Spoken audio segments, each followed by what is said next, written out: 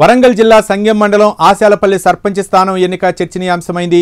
సర్పంచ్ స్థానం ఎస్సీ మహిళకు కేటాయించడంతో గ్రామంలో ఉన్న ఒకే ఒక ఎస్సీ మహిళ విజయం ఏకగ్రీవమైంది. ఆశాలపల్లిలో ఎస్సీ కుటుంబాలు లేవని స్థానికులు తెలిపారు. 10 ఏళ్ల క్రితం వెంకటయ్య మల్లమ్మ దంపతులు బతుకుదెరువు కోసం ఆశాలపల్లికి వచ్చారు. 3 కుమార్తెలకు వివాహం అవడంతో గ్రామంలో కేవలం 2 మాత్రమే ఎస్సీ ఓటర్లు ఉన్నారు. అయితే ఇటీవల వెంకటయ్య కూడా మృతి చెందడంతో ఒక్క ఎస్సీ ఓటర్ మాత్రమే మిగిలారు. అయితే సర్పంచ్ స్థానం ఎస్సీ మహిళకు కేటాయించడంతో మల్లమ్మ ఏకగ్రీవంగా ఎన్నికయ్యారు.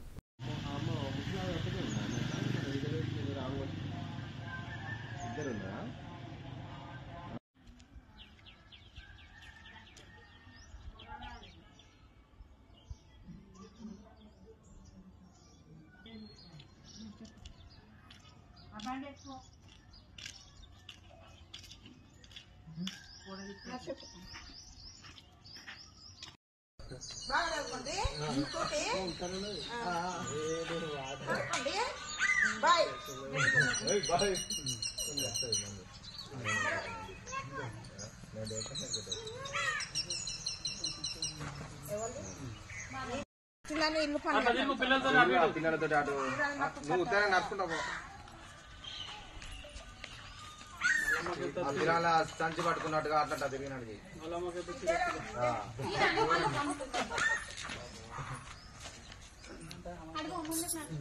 పిల్లల వాళ్ళ దగ్గర తీసుకున్నట్టుగా అట్లా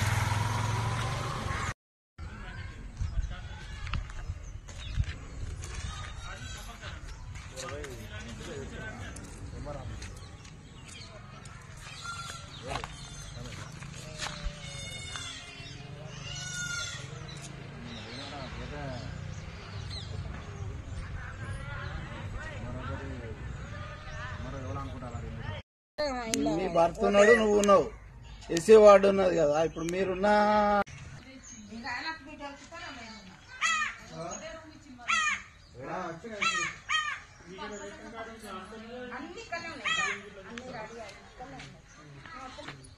సార్ పేరు చెప్తారు గాను అయితే ఏమన్నానంటే ఎవరు వచ్చినాయని నీ ముచ్చట నువ్వు మాట్లాడిన తర్వాత నాకు అప్పుడు సహకరించడం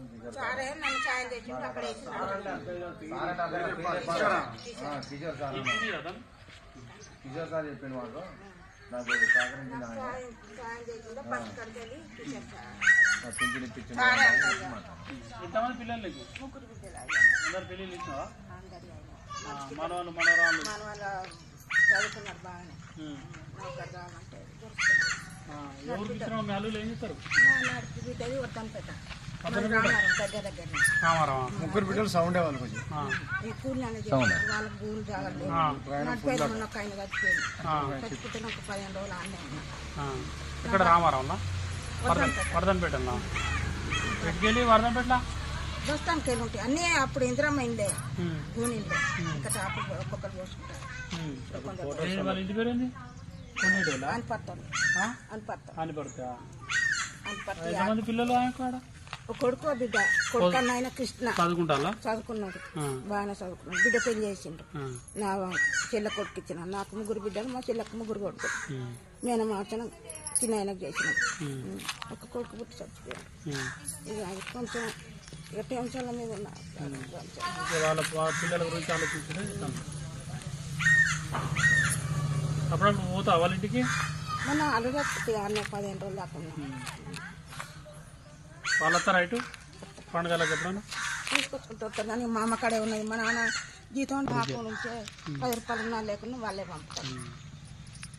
మా అమ్మాయి శాంతి వచ్చిందంటే మేము సంతోషంగా ఉంటాం కదా అని మా పిల్లలు ఆలోచన చేస్తాను. కిషోర్ సార్ చూస్తే నాకు ఏరికే నా పిల్లల గురించి మరి చేద్దాం ఆకమ్మ సర్పంచ్ ఓకే చేస్తాను